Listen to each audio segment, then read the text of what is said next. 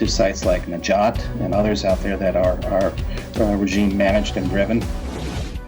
گفتگو با جف باردین، مدیر شرکت تردستون 71، پیرامون بسیج هماهنگ سپاه پاسداران و وزارت اطلاعات و مزدوران علیه اجلاس جهانی ایران آزاد و رئیس جمهور برگزیده مقاومت.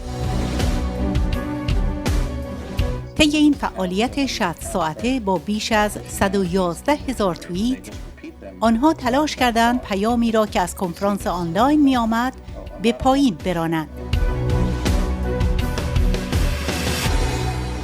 شاهد بودیم که بسیاری از اینها با استفاده از کلمات رکیک و فحاشی و تلاش برای تکرار فحاشی عرضه می شوند. فرد فریبکار که در این مورد رژیم است، باید به هدف که در این مورد مجاهدین هستند دسترسی داشته باشد و پاسخهای افراد را ببیند تا بتواند کارزار فریب را تنظیم کند. اینها بخشی از آماده سازی کارزارشان در 17 ژوئیه بود که هدفش پر کردن فضا با اطلاعات منفی در مورد مجاهدین خلق ایران بود. وقتی آنها تا این درجه و تا این سطح بسیج می کنند، 60 ساعت انتشار اطلاعات منفی علیه مجاهدین خلق به وضوح نشان می دهد که آنها از این سازمان می ترسند. این که رژیم همه منابعش را صرف این اجلاس کرده نشان می دهد که گردهمایی آنلاین ایران آزاد تهدید مستقیمی علیه رژیم است. یک دوجین از نواحی بسیج در تهران و اطرافش هستند و حدس می‌زنیم در سایر شهرها هم چنین مواردی وجود داشته باشد. نیروهای بسیج قدس ناحیه 5 را به صورت آنلاین منتشر کردیم.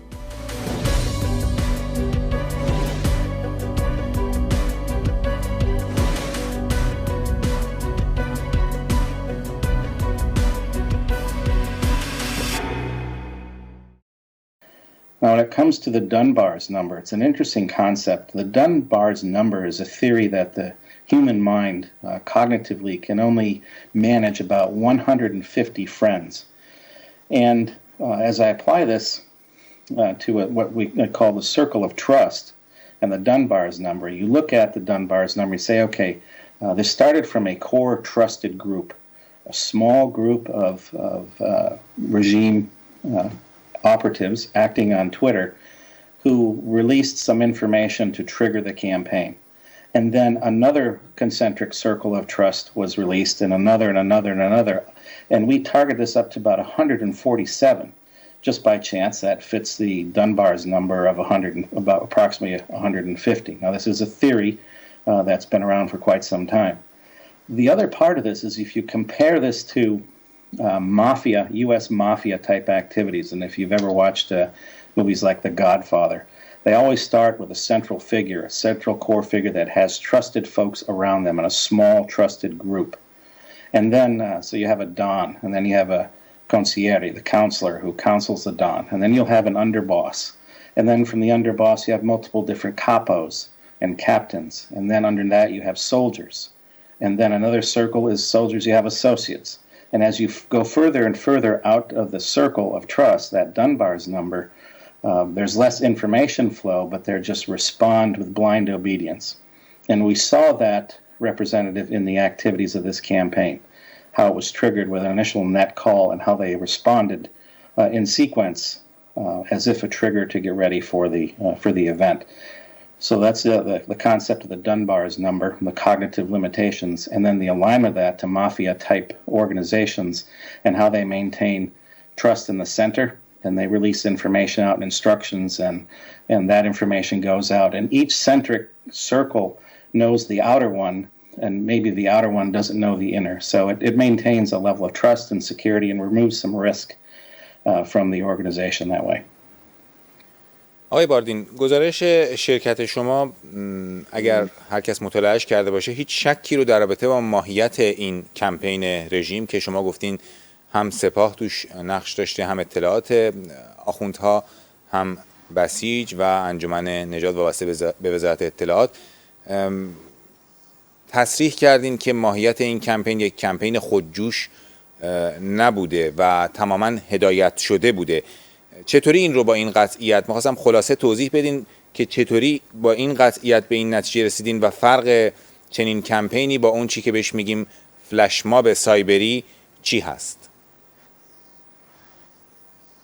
Well, historically, we've seen these besieged resistance groups inside of Iran, in and around Tehran. There's a group of them. Matter of fact, at the end of the report, there's a bunch of links that take you back to our blog site, the cybershafarat.com, that actually leads you to information about these resistance groups, about the besieged training and activities. And I'm going to come back to that in a second.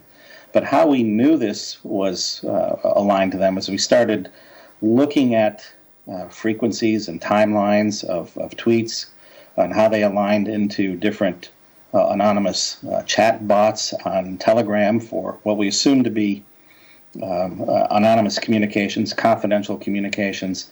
But when the initial trigger came, that aligned directly to the July 17 Congress, so that you have the online conference, it started taking shape, and we saw the triggers come from some of the leads in this, and then we saw what we call a net call. Having spent years in the military, we would, and also as a signals intelligence analyst and collector back in many years ago, when an activity is about to start, you push out what's called a net call, and that net call is to signify that everybody is aware of some information that's going to be passed, an operation is going to start, and everybody has to call into that net call in sequence.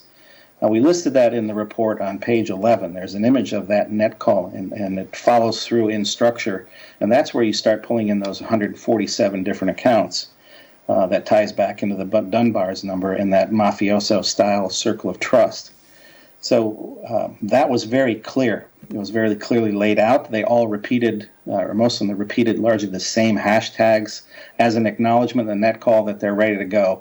And this occurred on the 15th and then through early hours of the 16th of July as preparation for their campaign on the 17th, where their intent was to flood the airways with negative information about the MEC.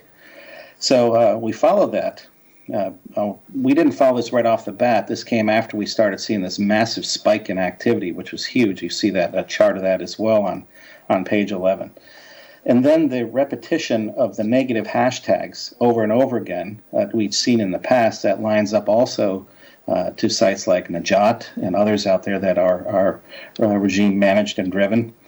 And it started making sense. So as we dug into the data, and there was massive amounts of data that we had to pull in from different social media sites, primarily Twitter, that allowed us to analyze and track and break the data down enough into we could get rid of the noise and see what was happening. The other thing we saw was that the leadership, after triggering these, some of the leadership, they largely sat back and watched the activities and would redirect some of the comments and some of the hashtags. And why is that interesting, and why is that important to an operation like this? In any deception operation, the deceiver, in this case the regime, must have access or views into the target, that would be the MEC in this case, and the people responding to this, to see how they're responding so they can adjust the deception campaign. And that's a feedback loop. So we saw them adjusting and shifting throughout the 60 hours of this activity and the 111,000 plus tweets that they pushed out to drown out any messaging that came out from the online Congress. It was very clear this occurred. There was even comments and a few arguments between some of the leadership as to who could have these decisions and make the decisions, which helped us define their leadership. And then afterwards, that helped define this even more, is that some of the same leadership in their Twitter accounts started changing the names of their Twitter accounts, started privatizing their Twitter accounts. So we know that we pretty much are on target with this because of their reactions afterwards. We call this lots of times second and third order effects. And we can watch, it's like throwing a stone in a pond, and there's a first ripple, but then there's multiple different ripples afterwards, and you monitor those to see what the changes are. So we're quite certain as to the leadership and where this came from. And it also ties back to the besieged resistance councils and their training. And that training ties into the fact that they have virtual gender changes in their personas online. They fake to be men and women. Mostly they'll have fake to be younger women to try and attract men. They change their hashtags. They have avatars that look just like the lion and the sun flag as well. So they anything they can do to infiltrate their targets, to cause chaos and confusion, and to create a negative connotation against their targets is key to an influence operation. بینندگان عزیز، گفتگویی داریم با آقای جف باردین، مدیر شرکت ترستون 71 و کارشناس اطلاعاتی در رابطه با گزارش 50 صفحه‌ای ترستون 71 پیرامون کمپین سایبری رژیم آخوندی علیه مقاومت ایران همزمان با اجلاس جهانی ایران آزاد. سلام میکنم به شما آقای جف باردین، خیلی ممنون که دعوت ما رو پذیرفتید برای این گفتگو. Thank you for having me. I appreciate it. قبل از اینکه در رابطه با کمپینی که شما گزارشتون رو در رابطه با اون منتشر کردین در 50 صفحه سوال کنم، میخواستم درباره فعالیت‌های شما و تمرکزتون روی اقدامات سایبری رژیم آخوندی مقداری برامون توضیح بدین، چون همونطور که در گزارش هم در شروعش ذکر کردین بیش از 10 سال هست که شما به طور مشخص شرکتتون متمرکز هستین روی فعالیت‌های سایبری رژیم. اگه بشه در این رابطه در شروع برامون توضیح بدین. Certainly. We really started following Iranian activities at the beginning of their I guess the genesis of their hacking activities, starting with groups like Ashiani Digital Security and others, and following in their forums, tracking their activities, tracking how they learned and built things, how they started offering their own firewalls, teaching their own classes, holding their own information security courses, teaching hacking, talking at various universities around Iran, including Sharif University. Many of these folks taking classes then at these locations. So we started in the early days following them when there was the hacking that they were performing was defacements and kind of low level. And over the years followed their capabilities through the advent of Stuxnet and how the Iranian regime shifted at that time into a different perspective, making it a national imperative to create cyber operations capabilities, both defensive as well as offensive.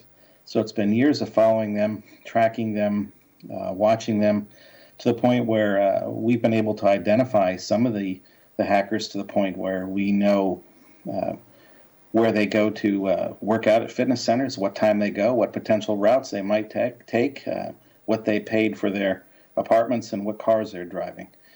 So we follow to that degree as much as we can with the available information. And it's been following this historical growth and capability to the point where they're now a well-honed and driven operation that is controlled by the highest echelons of the regime. In the early days, the regime didn't pay much attention to them. But I'd have to say that Stuxnet was a turning point where a lot of these folks that were freelance hackers were being co-opted and given ultimatums to participate, or something else may happen. So it's been a long haul with them, but it's happened fairly quickly. But in internet years, that can be pretty short. But it's been very interesting to follow them over the years, how they've gone from. حالا بپردازیم به گزارش شرکت ترستون 71، شرکتی که شما مدیرش هستین، در رابطه با این بسیج سایبری رژیم همزمان با گرد همایی جهانی ایران آزاد که در آستانه 30 تیر 99 برگزار شد. شما در این گزارش این رو گفتین که برخی ناخواسته وارد این کمپین رژیم شده اند و بعد از شیوه دانبار نام بردین. چرا و چطور به این نتیجه گیری رسیدین؟ و می‌خواستم مقداری هم در رابطه با همین شیوه دانبار که ذکر کردین در گزارش برای بیننده های ما توضیح بدین.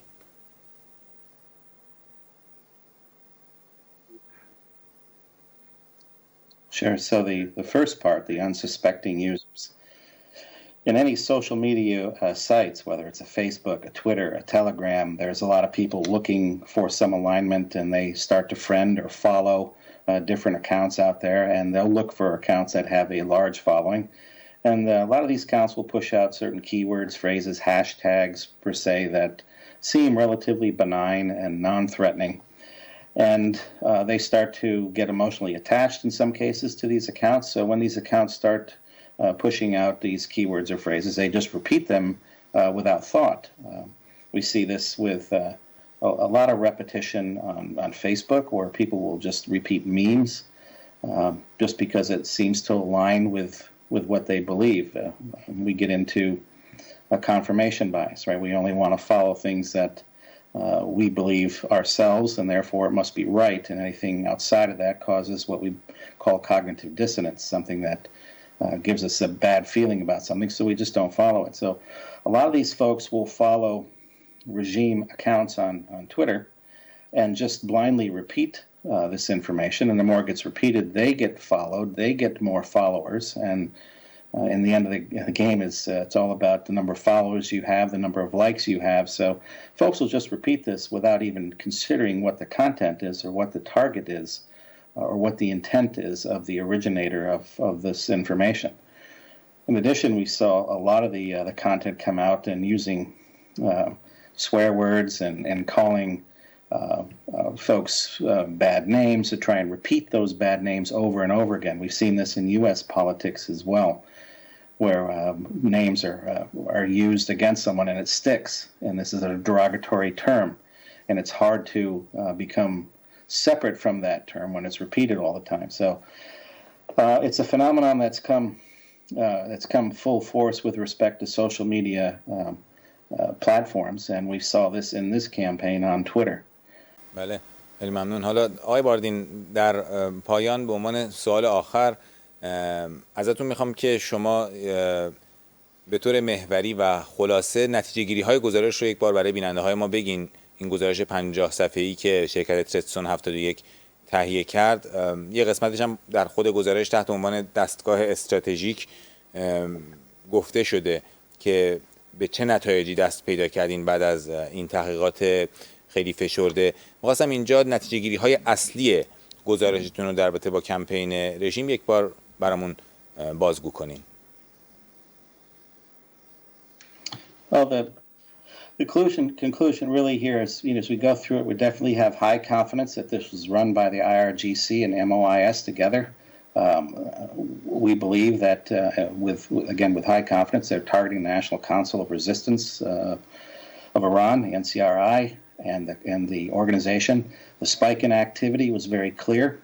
They're very well organized in their influence operations. This was not a hacking operation, but this is another facet of their capabilities that shows, along with their hacking activities, they also have built capabilities in social media influence, disinformation, misinformation, and that it'll continue. One of the major things here is we would hope that Twitter and other social media sites would tighten up their rule sets. Now, in America, we believe in free speech and having speech out there, but it's also comes to the point where some of the speech is advocating violence and possibly sedition or insurrection, whatever it is, and some of that needs to be tempered somehow. Social media sites definitely are being taken advantage of by the likes of the IRGC and the MOIS. So they have these capabilities. They're using these capabilities. They're leveraging Western platforms against the West and against dissidents. And it's just something that needs to be addressed in a more offensive manner. We should look at what we can do to temper that, to shut that down, and to also just to provide maybe a counter to that as well. Iran blocks an awful lot of information coming into the regime, but there are definitely ways to get information out, such as your broadcast or different social media sites through telephones and cell phones and smartphones and different ways that people get in and out with VPNs and proxies. خیلی ممنونم از شما آقای جف باردین، مدیر شرکت ترستون 71 بابت شرکتتون در این گفتگو با سیمای آزادی و توضیحاتی که دادیم. Thank you very much for having me. Appreciate it. Thank you.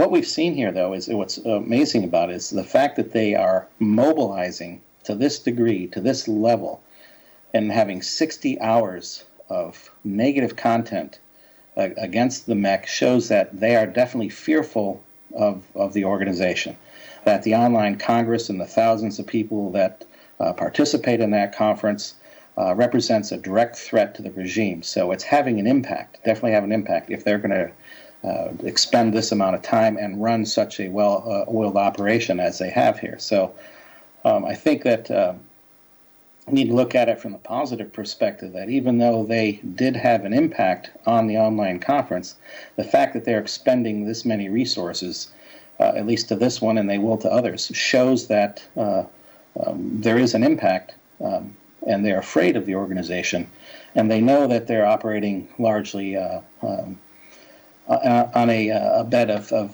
basically of straw here, and internally they know that the young are not satisfied. There's massive unemployment, there's dissatisfaction, high prices, the sanctions are having an impact, they're not happy, and I think that they realize that they're on shaky ground, and so anytime that they can try and put this down or put something down as a counter to the revolutionary ideas, they'll do so, but to this degree, this level that showed this amount of activity, it definitely shows that they're afraid of you. خب شما به شرکت بسیج سپاه پاسداران در این کمپین مقداری اشاره کردین. تا جایی که من مطالعه کردم و ما دیدیم در هم این گزارش شما هم سایر تحقیقاتتون، شما روی این که بسیج به طور گسترده در فعالیت‌های سایبری رژیم شرکت میکنه در این رابطه هم تحقیقاتی کردین و نکاتی رو نوشتین و حتی اینکه تو چه مناطقی هستن و حتی فرم‌های استخدام دارن. خلاصه یک استراتژی برای شرکت دادن انبوه افراد بسیجی‌های رژیم به قول معروف در این کمپین ها. در این رابطه میخواستم مقداری از تحقیقاتتون چه در رابطه با کمپین مشخصی که در رابطه با اون تحقیق کردین و سایر زمینه ها برامون توضیح بدین. Well, the siege cyber activities, I mentioned a little bit about that, how they train them to, what we've seen is, first of all, they have an initial document that's kind of an enrollment document for students. And they have the students fill out this enrollment document. And we've posted that as well off of the Cyber Shafarat site. The actual document is there. And that's one of the links at the end of the report. If you go to cybershafarat.com and search on Besiege, that will come up. Or also you can follow the links in the end of the report. But what they're looking for is they track the national ID numbers, the national codes, dates of birth, marital statuses, education, their religious preferences, academic levels. They're trying to filter out who they think would be trustworthy and follow the revolutionary ideals. And they're trying to get them to align so they can mobilize them when they need to. They talk about the relationships to any martyrs they may have in the family. They talk about their skill sets in cyberspace, writing, poetry, political views, history, literature, phys ed, journalism, photography, anything, because they're trying to build a multifaceted approach to and capabilities to their Basiji cyber battalions and cyber council groups. What they also do is if they find some that are highly technical, they'll move them on to different groups, into more hacking type groups, more technical areas. They'll take the young, though, and they'll use them for low-paid jobs to actually propagate information across the internet that just floods the internet with positive information about the Iranian regime. So this indoctrination starts with an application. They'll invite them to training centers where they teach them how to operate and influence operations, create LinkedIn accounts, Twitter accounts, and hide without saying anything that's going to get them possibly kicked off the site, but also to constantly propagate that positive information about the regime and attack dissidents with negative information globally. And it's looking to recruit the young and get them early and get them involved in supporting the regime through the cyber arena. And then they train them. There's been different mobilization areas, and we've posted this online as well. There's over a dozen of them. They're besieged resistance areas in and around Tehran, and we assume that they also exist in other cities. So you see besieged resistance forces, Quds Besiege Area 5 per se, and we've posted this online actually with the names and email addresses and some of the phone numbers of those who participate in those resistance areas. It's very interesting. They're trying to equip themselves to fight against anything they believe is negative and contrary, and they stand by and at the ready after their training to participate in operations such as this campaign. And they're called upon to do it, and they're given instructions, and then they propagate the message of this campaign. And then when they're told to stop and cease, and everything slows down, they stop the operation. This was a 60 hours of activity. So they've got management that manages over the top of them, and then they may have ties into the IRGC or the MOIS as well, where they get their instructions through usually a single person. Now, we've been able to confirm this by having direct conversations with hackers and others inside of Iran who've come forward, and not to be named, but who've confirmed our thoughts on this. And yes, there's a potential for deception, but we already had the documents, so we're actually looking to confirm them. And we did get that confirmation. So this is a well-honed, well-oiled operation, very well structured and led and managed, and I'm sure we're going to see more of it. خیلی ممنون. بعد از انتشار گزارش شما توی گزارش از یک هسته مرکزی کمپین اسم بردین و حساب‌های مشخصی رو ازشون نام بردین که اینها برخیشون شروع کردن کمپین رو، برخیشون هدایت کردن که همین عوامل اصلی کمپین رژیم بودن و افشاشون کردین. اینطور که دیدیم برخی از اینها، البته توی گزارش هم بود که یکی از تاکتیک‌های رژیم، شیوه‌های رد گم‌کنیش اینه که دستگیره‌هاشون رو عوض می‌کنن، هویتشون رو تغییر میدن، که ظاهراً بعد از گزارش هم باز برخی از همین حساب‌های مربوط به هسته مرکزی این اقدام رو کردن. تحقیقات شما در این رابطه چه بعد از گزارش چه قبل از گزارش به چه نتایجی راه برده؟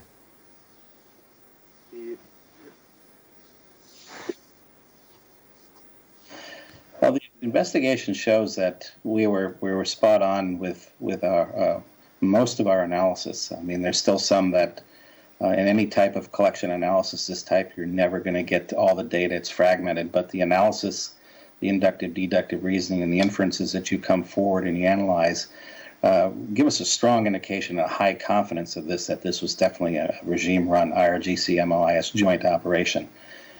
We've seen some of the core accounts like Kaf Aleph and Coyotrara and others out there, Coyote, and actually shift and change, especially Kaf Aleph, where he initially changed his Twitter name with extra letters at the end of it to think that that was going to throw the scent off from his initial identification. And then when we identified that change again, he shifted again to a new name and then took his account private. So that is a good indication that we fully identify them. What they don't want to do is, because they have so many thousands of followers, is they don't want to get kicked off of Twitter, so they have to lie low on there and not be further identified in possibly any violation of Twitter rules. So any comments that come out possibly against us that could be seen as indication of violence or otherwise would be a violation of Twitter rules and subject to immediate removal of their accounts. But since they've been established for so long, they're actually not saying a lot about this. As a matter of fact, there's been little comment in any of the sites that we follow in multiple different social media platforms from regime organizations about this report. That itself is another indicator. They don't want to give it credence. They don't want to reference it. And that, to us, also is an indicator that our information was correct and spot on. So you watch how they respond to your report, how they respond to the information that comes out, and we've had a lot of tweets and retweets across the board on this particular report, and it's been thousands and thousands of impressions across multiple different social media sites. So we know it's resonating out there with those who follow this, but the regime is not giving it credence by repeating it. Therefore, that in itself provides the credence that and validation that we need. بله. خب بذارین این سوال رو ازتون بپرسم در رابطه با تحقیقاتتون. شما تاکید کردین بر نقشی که خود تمامیت رژیم در شروع صحبتتون هم گفتین بالاترین مقام‌های سران رژیم حتما چنین تصمیم گیری هایی رو میکنن برای این کمپین و نتیجه گیری کردین که سپاه پاسداران و بعد توضیحاتی که الان دادین و در گزارش هم اومده خلاصه تماما هدفمند پشت این کمپین بودن و بعد گفتین که کمپین رژیم ضوابط کار و مقررات و قوانین توییتر و سایر شبکه اجتماعی رو نقض میکنه. می‌خواستم به این دو سوال که در واقع یک سوال در دو قسمت هست جواب بدین. چرا؟ یعنی نقض‌های مشخصش چیه و چه اقداماتی باید در قبالش در پیش بگیرن شبکه‌های اجتماعی به نظر شما؟